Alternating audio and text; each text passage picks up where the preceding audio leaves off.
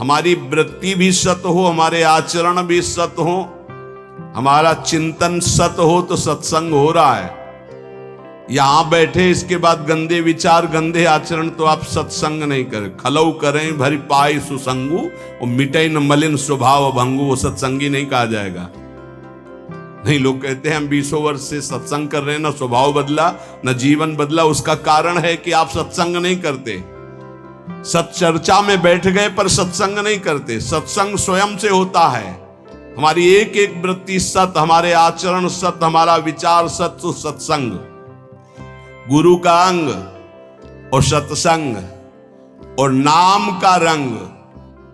निरंतर नाम चलना चाहिए, ये अभ्यास करो। बहुत छाती जलनी चाहिए जब नाम छूटे। नाम छूटा कोई जलन नहीं, भोग छूटे संसार का राग छूटे, ये जलन का विषय हो जाता है। ए सावधान, नाम का रंग, एक क्षण के लिए भी नाम न छूटे। और विवेक अभंग, हर समय ये विवेक जागृत रहना चाहिए कि ये तुम्हारा शरीर नहीं है, ये छूटेगा। ये मकान छूटेगा, दुकान छूटेगी, बैंक बैलेंस छूटेगा, व्यवहार छूटेगा, पद छूटेगा, तुम्हारे साथ इनमें से एक भी नहीं जाएगा। विवेक जागृत रहना चाहिए। भगवान नाम जाएगा, सत्य विचार, सत्य विवेक, सत्य संग, ये आपको भगवत प्राप्ति कराएगा। अनेक जन्मों के जब पुण्य एकत्रित होते हैं तब साधारण भक्ति शुरू होती है। घर गृहस्थी में जैसे साधारण कुछ चालीसा पढ़ ली, कुछ पूजा, ये अनेक जन्मों के जब पुण्य एकत्रित होते हैं, कई जन्मों की जब ऐसी भक्ति होती है तब श्री कृष्ण की तरफ आकर्षण होता है। जन्म जन्मांतर सहस्त्राणाम कृष्णे भक्ति प्रजायते। साधारण भक्ति कई जन्मों से होती चली आई, तब जाके कृष्ण भक्ति मिलती है। और कृष्ण भक्ति से जब श्री कृष्ण प्रसन्न होते तब राधा नाम और राधा चरणारविंद की भक्ति मिलती है। ये परम विश्राम स्थल है।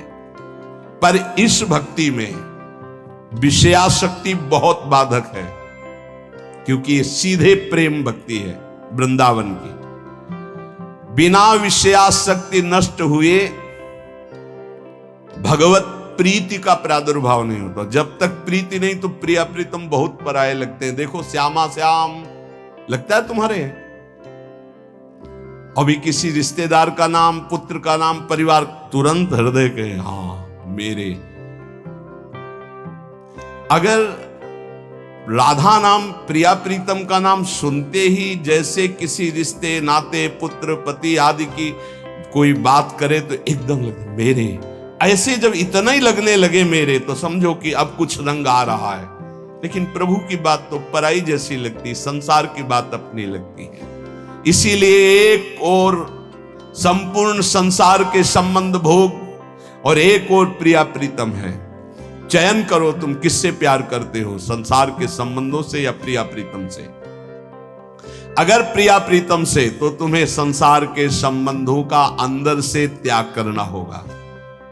ये बहुत सहजता से हो जाएगा यदि साधु संग होता रहा, बहुत सहजता से वहीं रहोगे। भेष परिवर्तन की जरूरत नहीं है, स्थान परिवर्तन की जरूरत नहीं है, उद्देश्य परिवर्तन की। जहां उद्देश्य हुआ श्यामा श्याम की प्राप्ति को, वहीं आपके अंदर समस्त संबंध जो मायाकृत हैं आप देखोगे ढीले हो गए, वो कटने लगे। साधक को इस युद्ध में अकेले संपूर्ण संसार से युद्ध करना है। ये बड़ा सूक्ष्म विषय है, बार बार इसीलिए कहते हैं। हर व्यक्ति हमारे चिंतन को खींचता है, खास बात है। चाहे वो द्वेष से या हो, चाहे या राग से हो, वो खींचता है हमारे चिंतन को। हमारा चिंतन अखंड प्रभु की तरफ हो, इसलिए सारे संसार के संबंध से युद्ध करना है। ये कला सीखनी होगी कि मिलना है, बात करना है, लेकिन हमारा संबंध किसी से नहीं। भगवत भाव से मिलना है, खूब प्रीति भाव से मिलना है, लेकिन अंदर उनके राधा वल्लभ लाल देखोगे तो बच जाओगे। चिंतन तुम्हारा कोई नहीं चुरा पाएगा। आरंभ में साधक को बहुत दुखद महसूस होता है सांसारिक संबंधों का त्याग करना। परंतु बाद में वो नाच पड़ता है कि भगवान ने मुझे मोह जाल से छुटा दिया। ये मोह केवल बातें करने से नहीं जाएगा। आजकल बातें करने वाले लोग बहुत मिल रहे हैं। पूज्यपाद बाबा कह रहे हैं जिसको देखो ज्ञान की बातें कर रहा है, लेकिन मोह का त्याग करके ज्ञान में स्थित होना या भक्ति में स्थित होना केवल भजन से होगा, केवल भजन से। जितना भजन करोगे उतना ही बात बनेगी। बारी मथे घृत होए बरु सिकता ते बरु तेल, बिनु हरि भजन न भवतरी या सिद्धांत पेल। भजन का जिसके जीवन में 4 बातें हैं उसका पूरा भजन होगा, सही भजन होगा। पहला, भगवान के नाम का निरंतर जप करने का अभ्यास। दूसरा, भगवान के प्रेमी जनों के चरित्रों का चिंतन करना। बहुत जल्दी भक्ति पुष्ट होती है भक्तों से। हरि को निज यस ते अधिक भक्तन यस पर प्यार। अगर रोज भक्त नामावली का आप पाठ करेंगे तो आपकी भक्ति बहुत पुष्ट हो जाएगी। भक्तन की नामावली जो करी है चित लाए, ताके भक्ति बढ़े घनी और हरि होए सहाय। और सबसे बड़े विघ्न विनाशक भक्तों के नाम कीर्तन है। कई बार कहा है यदि आप अपने घर से कहीं यात्रा करें तो पहले 5 भक्तों का तो स्मरण कर ही ले, कभी विघ्न नहीं पड़ेगा। लिख लो कागज में, कभी विघ्न नहीं पड़ेगा। भक्ति भक्त भगवंत गुरु चतुर नाम बपु एक, इनके पद बंधन के नासत विघ्न अनेक। पहले धैर्य रखो। जब आप वाहन पे बैठने जा रहे हो घर से बाहर तो पहले 5 भक्तों, किसी 5 भक्त का स्मरण कर लो, कुछ याद कर लो भक्तों के नाम। ये जीवन की बहुत अमूल्य धन है। 5 भक्त, प्रहलाद नारद पराशर पुंडरीक व्यास अम्बरीश सुख सौनक भीष्म दाल ध्यान रुक्मांगद अर्जुन वशिष्ठ विभीषण आदि। ऐसे तुम्हें याद नहीं है तो ऐसे नागरी दास जी की जय, हरिवंश महाप्रभु की जय, स्वामी हरिदास जी की जय, बिहारिन देव जी की जय, सेवक जी महाराज की जय, ध्रुवदास जी की जय, वृंदावन दास जी की। जो भक्त याद आवे 5 भक्तों का याद। भक्त नामावली जो रोज पाठ करता है उसके हृदय में घनीभूत भक्ति, ठोस भक्ति जिसमें कोई विकार ना प्रवेश कर पावे, क्या जाता है। हमें लगता है अगर ध्रुवदास जी कृत 42 लीला में जो भक्त नामावली सब महान भक्तों के नाम है 30 मिनट में हो जाएगी, जल्दी से करोगे तो 7-8 मिनट में श्री भगवत रसिक जी द्वारा की हुई भक्त नामावली हो जाती है अगर रफ्तार से करो। हम सो इन साधुन सो। तो हमें जीवन जब भक्ति में बनाना है तो पहला नाम जब प्रभु का, दूसरा भक्तों के चरित्र, भक्तों के नाम। हरि को निज यस्ते अधिक भक्तन यस पर प्यार। ये बात समझ लीजिए। कुछ भक्तों की नामावली सबको रोज करनी चाहिए। अपने यहाँ भगवत कृपा से श्रृंगार के बाद रोज होती भक्त नामावली, सबको करना चाहिए। अगर बड़ी नामावली करनी हो तो ध्रुवदास जी कृत छोटी नामावली तो भगवत रसिक जी ने 7-8 मिनट में हो जाती है। तीसरा, अपने आराध्य देव को ध्यान में रखते हुए चलना फिरना, उठना बैठना। ये जो बिहारी जी का रूप है, जो राधा वल्लभ जी का रूप है, राधा रमन जी का रूप है, ये किसी मूर्तिकार ने नहीं बनाया, स्वयं प्रभु प्रकट हुए प्रिया प्रीतम से। बार बार आदेश भी आचार्य चरण कहते राधा वल्लभ लाल को हृदय ध्यान मुख नाम। तो ये छवि विराजमान कर लो अपने मानस पटल पर। राधा वल्लभ जी को बार बार देखो और फिर वो आप मानस पटल पे विराजमान करो। तीसरा, अपने इष्ट का ध्यान करने का अभ्यास।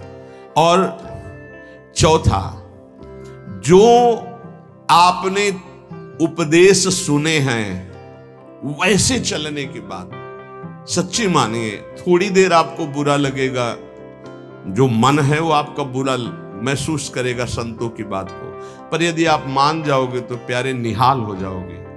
बिल्कुल आपके ही लिए केवल बात होती है, केवल आपके लिए होती है।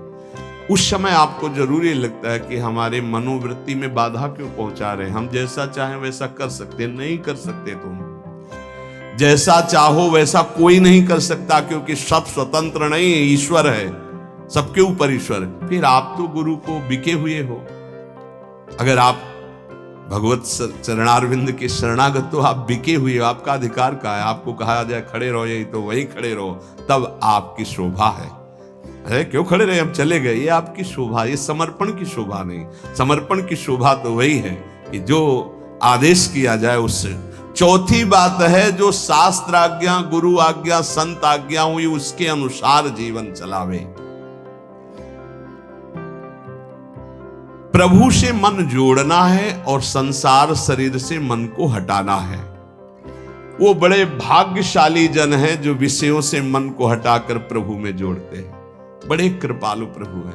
देखो, ज्यादा हट करोगे कि हमें भोग चाहिए तो हरि गुरु दे देंगे, हमारी बात मानना।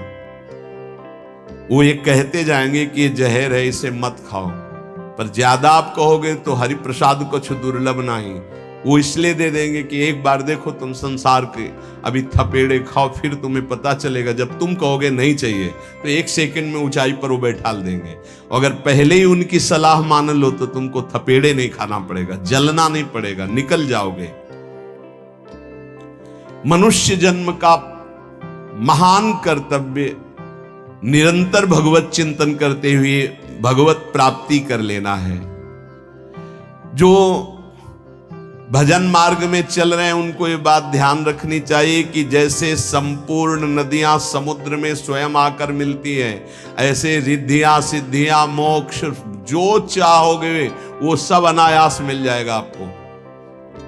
ऐसा न समझो कि भजन करने वालों को केवल दुख ही मिलता है। जैसी द्वारिकापुरी वैसी सुदामापुरी। भजन करने में थोड़े दिन पाप नष्ट करने के लिए जलना पड़ता है, फिर तो महान आनंद है। जैसे संपूर्ण नदियां बिना इच्छा के समुद्र के पास जा रहे हैं, ऐसे बिना इच्छा के संपूर्ण वैभव, रिद्धियां, सिद्धियां सब आ जाएंगी। आप भजन को न छोड़ें। जैसे गंगा जी में मिलकर के सब कुछ गंगा जल हो जाता है, ऐसे ही आपका सब कुछ मन, बुद्धि, देह, चित्त सब भगवत स्वरूप हो जाएगा। जिस समय भगवत चिंतन करते करते तदाकार वृत्ति हुई, शरीर भी परिवर्तित हो जाता है। देखो, दूसरा शरीरधारी कीड़ा दूसरी जाति का दूसरे शरीर का लाके भृंगी अपने घरौंदे में पैक करता है और उसको ऐसे डंक मारता है और भन, वो उसका भयवश चिंतन करते करते उसी शरीर से भृंगी कीड़ा बन जाता है। तो तुम प्रेम से चिंतन करते करते अगर भगवदाकार हो गए तो तुम्हारा देह भी ब्रह्म स्वरूप हो जाता है। जो भगवत प्रेमी महात्मा है उनका शरीर चिदानंद में होता है, पांच भौतिक भाव खत्म हो जाता है, उनका शरीर भी ब्रह्म स्वरूप हो जाता है। ये बात श्रद्धाहीन तर्कवादियों को समझ में नहीं आएगी, ये श्रद्धावान को समझ में आएगी कि शरीर भी ब्रह्म रूप हो जाता है।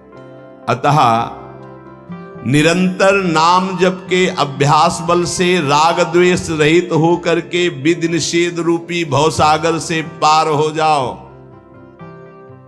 लोग पूछते हैं कि हमें भगवान कैसे मिलेंगे, हम पूछते हैं कि ईमानदारी से भगवान को चाहते हो तुम कि मिलना। एक दिन एकांतिक में ऐसे कहा था कि अगर सच्चाई से वृंदावन में बैठे हो, कहा जाए कि अभी तुमको वैकुंठ ले चलते हैं, तुम्हारा शरीर छोड़ना होगा, मरना होगा तुमको, अभी चलो, कहे तैयार होंगे। बहुत भगत होंगे, श्रद्धावान होंगे तो कहेंगे एक हफ्ते, एक महीने का समय दे दीजिए, घर में पूरी लिखा पढ़ी करके सब आ जाएंगे, फिर आप ले चलो। प्रेमी तो मरकर भगवत मार्ग में चलता है, उसका किसी से कोई आंतरिक राग नहीं होता।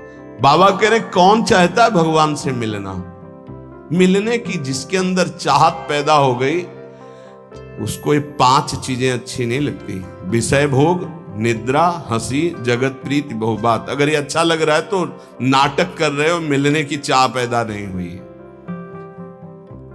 ये चार बातें बड़े पुण्य से किसी महान हृदय में जागृत होती है। भगवत भक्तों का भगवान से भी बढ़कर आदर करना और सब साधनों से श्रेष्ठ भगवान नाम में दृढ़ विश्वास, प्रीति हो जाना। दूसरा, सबसे पहला है भगवत भक्तों में मोते अधिक संत कर लेखा। भगवान के सातों सब मुहिमे जग देखा, मोते अधिक संत जाने संत अनंत समाना। भगवान नाम के बराबर कोई साधन नहीं, ये दूसरा। भगवत सेवा के बराबर कोई सिद्धि नहीं, तीसरा। और भगवान के प्रेम के बराबर कोई साधना का फल नहीं। भगवत प्रेम इस समस्त साधना का